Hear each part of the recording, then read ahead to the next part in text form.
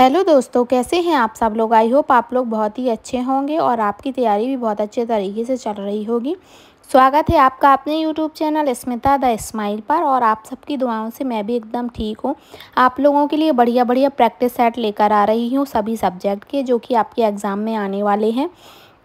तो आपका अगर ग्रुप 4 का एग्ज़ाम है तो आप ये सेशन ज़रूर ज्वाइन कर लीजिए। हिंदी के मोस्ट इम्पोर्टेंट क्वेश्चन जो कि एग्ज़ाम में आने वाले हैं और एग्ज़ाम के पैटर्न पर ही आधारित हैं, तो आप बने रहिए मेरे चैनल पर और ज्वाइन कर लीजिए सीरीज़ को।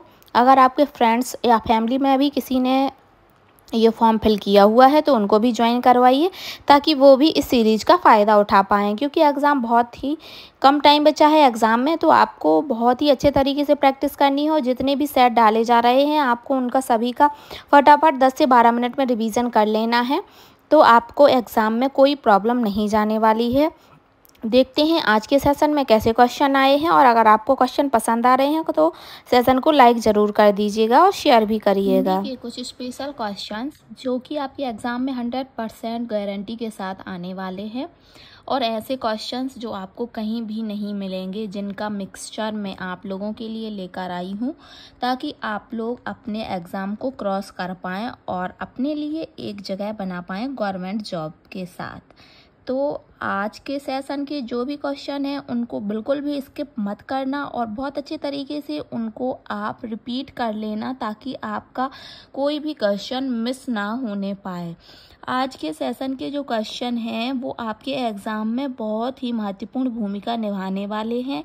तो आपको ये क्वेश्चन पूरे तरीके से अच्छे से माइंड में सेट करा लेना है। साथ ही साथ आपको ये वीडियो शेयर कर देनी है अपने फ्रेंड्स के साथ, जिनके भी एग्ज़ाम फॉर्म फिल हुए हैं ग्रुप 4 असिस्टेंट ग्रेड 3 के, या फिर अदर किसी भी एग्ज़ाम में जो कि एमपी से रिलेटेड या फिर ऑल इंडिया रिलेटेड, जिसमें हिंदी आने वाली है।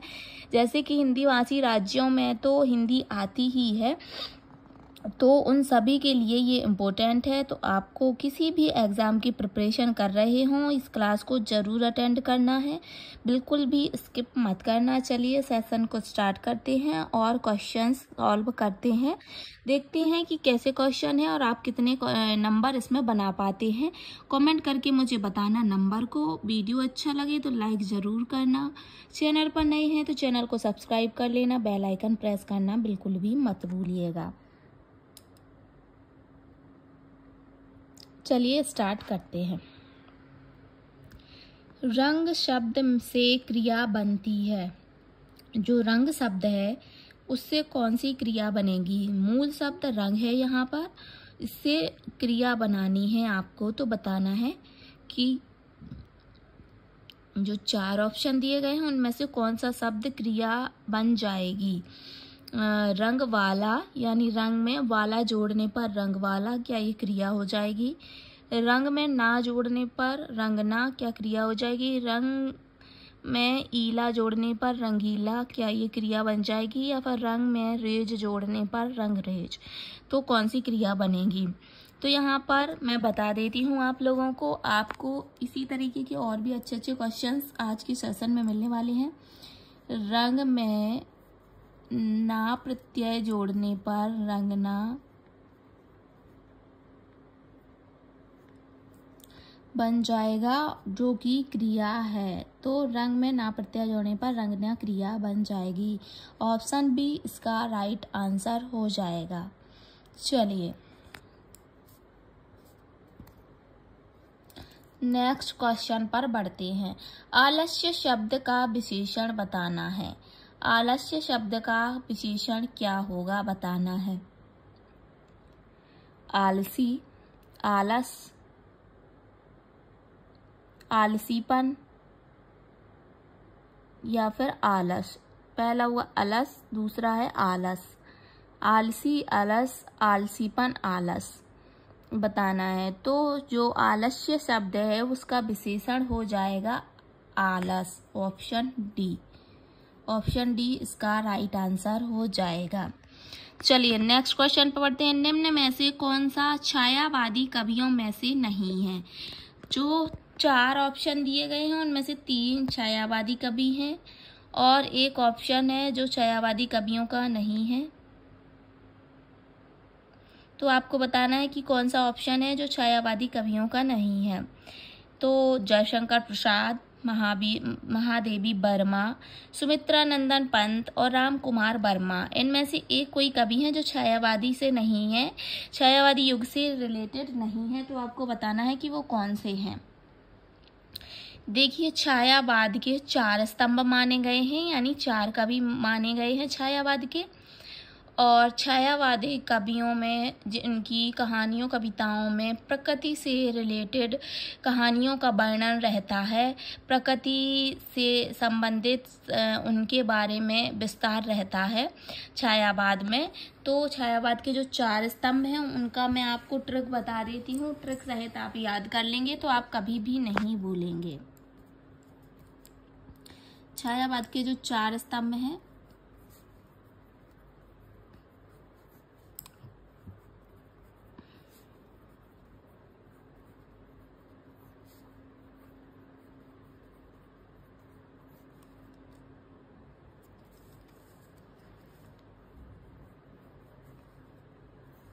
देखिए, पंत, प्रसाद, निराला, वर्मा, इस तरीके के ट्रिक से आप याद करेंगे तो आप कभी भी नहीं भूलेंगे कि छायावादी कवियों में कौन कौन से कवि आते हैं। तो यहाँ पे है पंत, प्रसाद, निराला, वर्मा। यहाँ पंत से आशय क्या हो जाएगा, प्रसाद से आशय क्या हो जाएगा, निराला से आशय क्या हो जाएगा, मैं बताती हूँ। पंत यानी सुमित्रा नंदन पंत, ठीक है। और प्रसाद जयशंकर प्रसाद, निराला सूर्यकांत त्रिपाठी निराला, सूर्यकांत त्रिपाठी निराला, वर्मा महादेवी वर्मा, ठीक है। तो इस तरीके से पंत से सुमित्रा नंदन पंत हो जाएंगे, प्रसाद से जयशंकर प्रसाद हो जाएंगे, निराला से सूर्यकांत त्रिपाठी निराला और वर्मा से महादेवी वर्मा। ये चारों स्तंभ हैं छायावादी कवियों के। तो यहाँ पर राम कुमार वर्मा अलग हो जाएंगे जो कि छायावाद से संबंधित नहीं है। तो राइट आंसर ऑप्शन डी हो जाएगा। चलिए नेक्स्ट क्वेश्चन पर बढ़ते हैं। निम्न में से एक किस संधि का सही उदाहरण है? दीर्घ स्वर संधि, व्यंजन संधि, वृद्धि स्वर संधि, गुण स्वर संधि। एक एक देखिए, ये एक प्लस एक से मिलकर बना है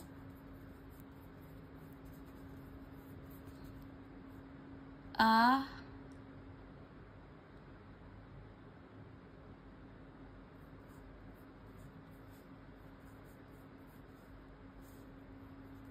आय हो जाएगा यहाँ। तो ये वृद्धि स्वर संधि का उदाहरण है। तो यहाँ पर ऑप्शन डी लग गया, यहाँ पर सी लिखना था। सी राइट आंसर हो जाएगा, दीर्घ स्वर वो वृद्धि स्वर संधि। चलिए नेक्स्ट क्वेश्चन पर बढ़ते हैं। नेक्स्ट जो क्वेश्चन है वो है, निम्नलिखित में से कौन सा विकल्प व्यक्तिवाचक संज्ञा शब्दों से संबंधित है? व्यक्तिवाचक संज्ञा बताना है। अध्यापक, मजदूर, क्या ये व्यक्तिवाचक में आएंगे? राम, महात्मा, बुद्ध, क्या ये व्यक्तिवाचक में आएंगे? पद्मावत, साकेत, क्या ये व्यक्तिवाचक में आएंगे? गंगा, आगरा। अब बताना है कि कौन सा विकल्प व्यक्तिवाचक संज्ञा से संबंधित है। मैं यहाँ पे क्वेश्चन को सही करेक्ट कर देती हूँ। यहाँ पर क्वेश्चन को करेक्ट करना है क्योंकि ये व्यक्तिवाचक संज्ञा के बारे में पूछ रहे हैं और यहाँ पर तीनों ऑप्शन व्यक्तिवाचक संज्ञा से संबंधित है। एक ऑप्शन है जो व्यक्तिवाचक संज्ञा से संबंधित है नहीं है, तो यहाँ पर नहीं लिखना है, नहीं लिखना भूल गए हैं। नहीं, यहाँ पे पूछ रहे हैं कि कौन सा शब्दों का समूह व्यक्तिवाचक संज्ञा से संबंधित नहीं है। तो देखना, जैसे कि राम, महात्मा, बुद्ध, देखो ये किसी का नाम है तो जो कि व्यक्तिवाचक संज्ञा हो जाएगी। और गंगा, आगरा, ये नदियां और शहर के नाम है, किसी का भी नाम हो तो वो व्यक्तिवाचक में आएगा। पद्मावत, साकेत, ये महाकाव्य है जो कि व्यक्तिवाचक संज्ञा में आएंगे। यहाँ पर जो अध्यापक और मजदूर हैं वो जातिवाचक संज्ञा दी गई है, तो यही है जो व्यक्तिवाचक संज्ञा का उदाहरण नहीं है, ये जातिवाचक संज्ञा का उदाहरण है। अध्यापक, किसी विशेष अध्यापक का नाम दिया होता है तो वो व्यक्ति में आ जाएगा। अध्यापक एक जाति है और मजदूर की भी एक जाति है, तो ये दोनों ही जातिवाचक संज्ञा में आएंगे। यहाँ पे क्वेश्चन में थोड़ी सी मिस्टेक थी, यहाँ पे व्यक्तिवाचक संज्ञा से संबंधित नहीं है ऐसा आना था। चलिए नेक्स्ट क्वेश्चन पे बढ़ते हैं।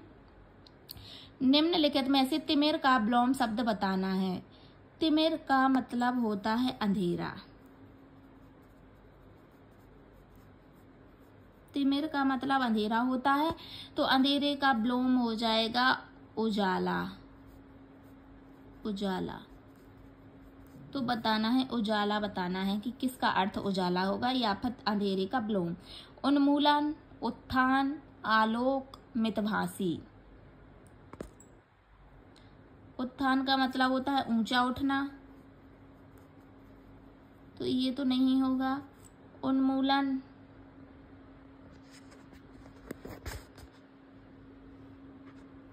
का होता है मिट जाना। आलोक का मतलब होता है उजाला। मितभाषी का होता है कम बोलने वाला।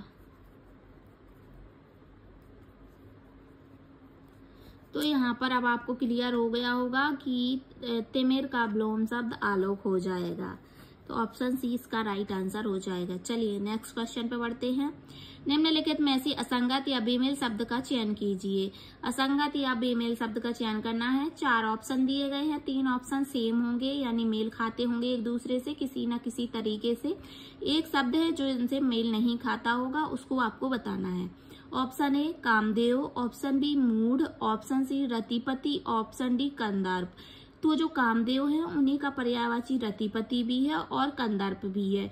जो मूढ़ है, मूढ़ यानी मूर्ख, ये अलग है, तो यही इसका बेमेल हो जाएगा, संगत हो जाएगा। ऑप्शन बी राइट आंसर हो जाएगा। चलिए नेक्स्ट क्वेश्चन पर बढ़ते हैं। सोच रहे थे जीवन सुख है, ना यह विकट पहेली है। भाग अरे मनु इंद्रजाल से, कितनी व्यथा न झेली है। उक्त पंक्तियों में रस व उसका स्थायी भाव क्या है, ये बताना है।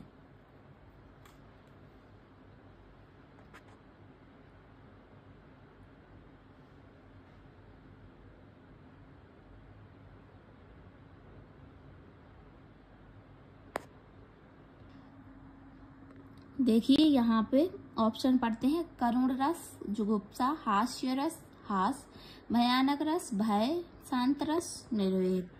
तो बताना है इन पंक्तियों में कौन सा रस है और उसका सही स्थायी भाव क्या है। तो पहला ऑप्शन लेते हैं, जैसे कि करुण रस। करुण का अर्थ होता है यानी स्थायी भाव, करुण का शोक होता है, तो यहाँ पे तो स्थायी भाव ही गलत दिया गया है। करुण के साथ जुगुप्सा दी गई है, तो ये तो रॉन्ग हो जाएगा। हास्य का हास होता है, पर यहाँ इस पंक्ति से कोई भी हंसी की भावना प्रकट नहीं हो रही है, तो ये भी गलत हो जाएगा। भयानक का भय तो सही है, बाकी यहाँ पर पंक्तियों को पढ़ने से कोई भी भय का भाव नहीं आ रहा है। इसमें शांत रस होगा और शांत का स्थायी भाव निर्वेद। ऑप्शन डी इसका राइट आंसर हो जाएगा। शांत रस होगा, उसका स्थायी भाव निर्वेद होगा। इस तरीके से ऑप्शन डी शांत रस निर्वेद स्थायी भाव हो जाएगा। चलिए नेक्स्ट क्वेश्चन पर बढ़ते हैं। नेक्स्ट क्वेश्चन को पढ़ने से पहले थोड़ा सा आपको बता देते हैं कि इसी तरीके के क्वेश्चन एग्जाम में आने वाले हैं। अगर आपको ये सेशन अच्छा लग रहा है तो सेशन को लाइक प्लीज़ ज़रूर कर दीजिएगा, ताकि हम लोगों को भी खुशी मिले कि हाँ मेरी मेहनत करने से आपको कुछ तो हेल्प हो रही है। चैनल पर नए हैं तो चैनल को सब्सक्राइब कर लीजिए, बेल आइकन प्रेस कर लीजिए और वीडियो को शेयर करना बिल्कुल भी मत भूलिएगा, ताकि और लोगों की भी हेल्प हो सके। इस एग्ज़ाम में नहीं तो किसी ना किसी एग्ज़ाम में तो आपको ये क्वेश्चन काम आने वाले हैं। क्यों ना इसी एग्ज़ाम में आपको काम आ जाए और आपकी जॉब लग जाए, तो आप ये सेशन ज़रूर ज्वाइन करिए, स्किप करना बिल्कुल भी मत। चलिए स्किप करना नहीं है आपको क्वेश्चन करने हैं, 1 से 2 बार रिवीजन कर लेंगे, आपको एग्जाम में ये प्रॉपर याद रहेंगे। चलिए नेक्स्ट क्वेश्चन पे बढ़ते हैं और सेशन को आगे बढ़ाते हैं। चलिए नेक्स्ट क्वेश्चन पे बढ़ते हैं। निम्नलिखित में से हेतु मद भविष्यत काल का सही उदाहरण कौन सा है? हेतु मद भविष्यत काल का एग्जाम्पल बताना है। संभव है राधिका पढ़े। मंत्री जी की गाड़ी अभी आई है। यदि राम जाएगा तो सीता भी जाएगी। राधा प्रतीक्षा करती है। बताना है इनमें से कौन सा ऑप्शन हेतु मद भविष्यत काल का है।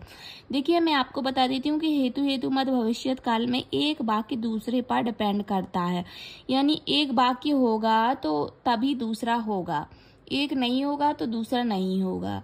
जैसे कि यदि राम जाएगा तो सीता भी जाएगी, बेबी आएगा तो मोना भी जाएगी, राधा नाचेगी तो तभी मोहन गाएगा, जब मोहन गाएगा तभी राधा नाचेगी। इस तरीके से जो ऑप्शन रहते हैं उन्हीं में हेतु मद भविष्यत काल होता है। तो यहाँ पर जो ऑप्शन सी है वो राइट आंसर हो जाएगा। यदि राम जाएगा तो सीता भी जाएगी, यदि राधा गाएगी तो मोहन नाचेगा। इस तरीके का ऑप्शन सी राइट आंसर हो जाएगा। चलिए नेक्स्ट क्वेश्चन पर बढ़ते हैं। जहां वाक्य की गति अंतिम रूप ले ले, विचार के तार एकदम टूट जाएं, वहां निम्न में से किस विराम चिन्ह का प्रयोग किया जाएगा? जहां विचार की गति अंतिम रूप ले ले यानी कि खत्म होने वाला हो, जो भी बातचीत चल रही हो वो समाप्त होने वाली हो, विचार के तार एकदम टूट जाएं, तो वहां पर लगभग चीजें समाप्त हो जाती हैं और समापन पर पूर्ण विराम चिन्ह का यूज करते हैं। उद्धरण चिन्ह, विस्मयादि बोधक चिन्ह, योजक चिन्ह का यूज नहीं करते हैं। तो जो ऑप्शन बी है वो इसका राइट आंसर हो जाएगा, पूर्ण विराम चिन्ह। एट द एंड लास्ट में पूर्ण विराम चिन्ह का ही प्रयोग किया जाता है। तो इसका राइट आंसर ऑप्शन बी हो जाएगा, पूर्ण विराम चिन्ह। चलिए नेक्स्ट क्वेश्चन पर बढ़ते हैं।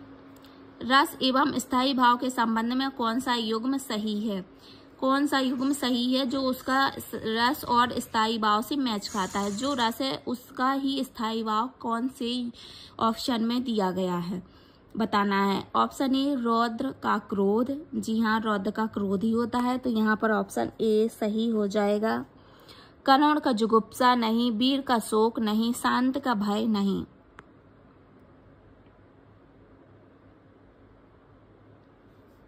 यहाँ पे ये ऑप्शन ए सही है, तो राइट आंसर ऑप्शन ए हो जाएगा, रौद्र का क्रोध।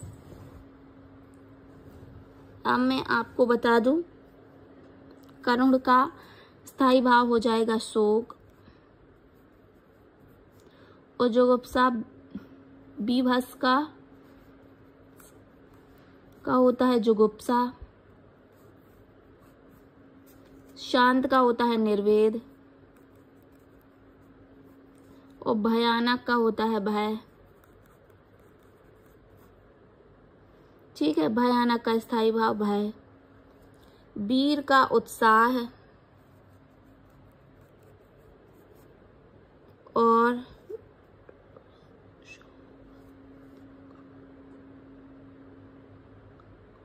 करुण का शोक मैंने बता ही दिया है, करुण का होगा शोक। इस तरीके से रौद्र का क्रोध, करुण का शोक, बीभत्स का जुगुप्सा, वीर का उत्साह, करुण का शोक, शांत का निर्वेद और भयानक का भय, इस तरीके से स्थायी भाव होंगे, तो राइट आंसर ऑप्शन ए हो जाएगा। चलिए नेक्स्ट क्वेश्चन पर बढ़ते हैं। निम्न में से कौन सा शब्द सही रूप से लिखा हुआ है? वर्तनी किसकी सही है? वर्तनी का शुद्ध रूप लिखकर बताना है। मूर्धन्य, मूर्धन्य, मूर्धन्य, मूर्धन्य। तो बताना है इस कौन से शब्द की वर्तनी सही है। 4 ऑप्शन दिए गए हैं, उनमें से एक सही है, आपको सही ऑप्शन का चयन करना है। तो जो राइट आंसर है वो ऑप्शन बी हो जाएगा, मूर्धन्य। यहाँ पर ना आएगा और बड़ा मुंह की मात्रा आएगी, तो ऑप्शन बी राइट आंसर हो जाएगा, मूर्धन्य। चलिए नेक्स्ट क्वेश्चन पर बढ़ते हैं। निम्नलिखित में से किस शब्द में द्वित्व व्यंजन का प्रयोग किया नहीं हुआ है? नहीं, देखना मैं यहाँ पे फिर कंफ्यूज हो गई हूँ। नहीं ऑप्शन को हाईलाइट कर लेते हैं, नेगेटिव वर्ड को मार्क कर लेना है, नहीं तो कंफ्यूजन बहुत ज़्यादा होती है। तो यहाँ पर द्वित्व व्यंजन या फिर व्यंजन गुच्छ, जिसको द्वित्व व्यंजन को ही व्यंजन गुच्छ भी कहते हैं।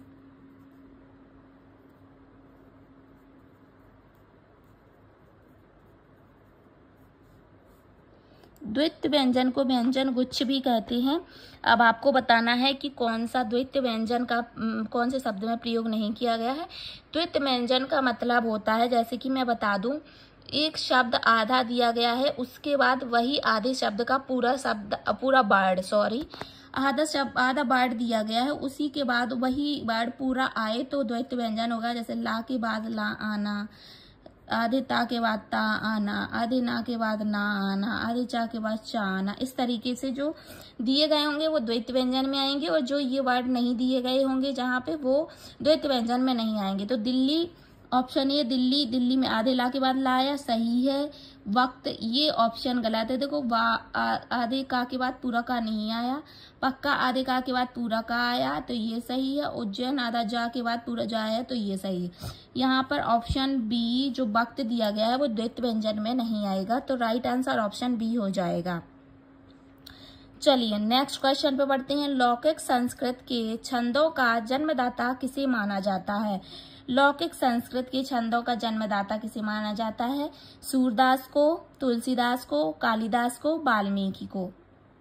तो लौकिक संस्कृत वो होती है जो वेद पुराणों में यूज की जाती है, जो बहुत ही कठिन होती है, जिनका हिंदी अर्थ नहीं होता है, जो आम बोलचाल की भाषा होती है, से अलौकिक संस्कृत कहते हैं। जो अपन पढ़ और समझ सकते हैं जिसको, वो अलौकिक संस्कृत में आएगा।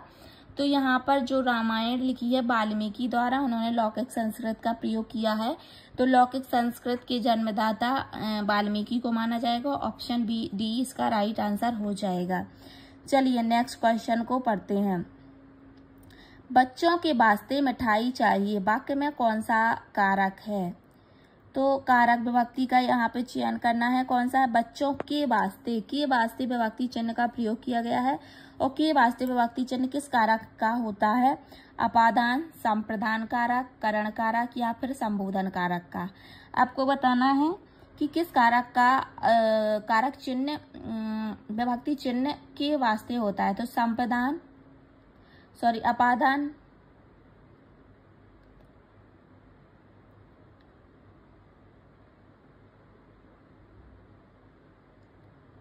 देखिए अपादान अपादान में विभक्ति होती है से, लेकिन अलगाव के अर्थ में होती है, और करण में होती है से, तो ये नॉर्मल अर्थ में होती है। संबोधन हे अरे भो आता है इसमें। और जो संप्रदान कारक है उसमें होता है को,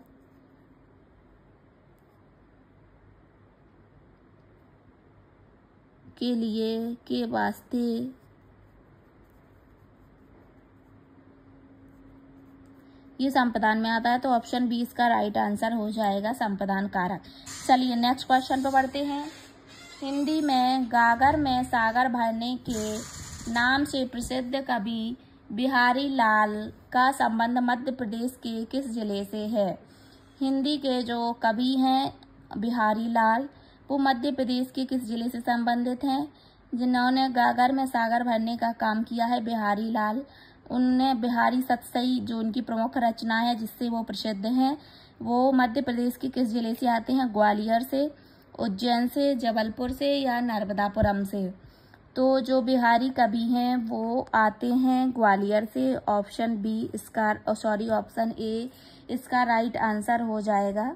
जो हिंदी के जो कवि हैं,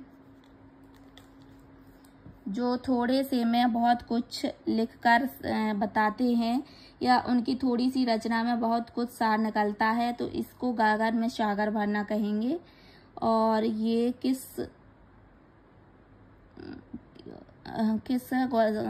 जिले से आते हैं? तो ग्वालियर से आते हैं, यह मध्य प्रदेश के ग्वालियर से आते हैं। वैसे इनका संबंध राजस्थान से है। राजस्थान में इनके नाम से बिहारी पुरस्कार दिया जाता है। के बिरला फाउंडेशन द्वारा ये पुरस्कार दिया जाता है। जो राजा जय सिंह के दरबारी कवि थे बिहारी, ये ग्वालियर घराने से आते हैं। इसका राइट आंसर ऑप्शन ए हो जाएगा। चलिए नेक्स्ट क्वेश्चन पे पढ़ते हैं। बेवक्त की शहनाई बजाना मुहावरे का अर्थ बताना है। जो मुहावरा है वो है बेवक्त की शहनाई बजाना। इसका अर्थ बताना है झंझट में पड़ना, बुरी आदत ना छोड़ना, अवसर के प्रतिकूल कार्य करना, सरगर्मी होना। देखना, बेवक्त की शहनाई बजाना का अर्थ हो जाएगा अवसर के प्रतिकूल कार्य करना, यानी कि शादियों में शहनाई या खुशी के कार्य में शहनाई बजती है, पर जहाँ कोई खुशी का कार्य ना हो या दुख के कार्य में शहनाई बजाए तो उसका अर्थ हो जाता है अवसर के प्रतिकूल कार्य करना, अवसर के अनुकूल कार्य ना करना, अवसर के प्रतिकूल कार्य करना। तो इसका राइट आंसर ऑप्शन सी हो जाएगा।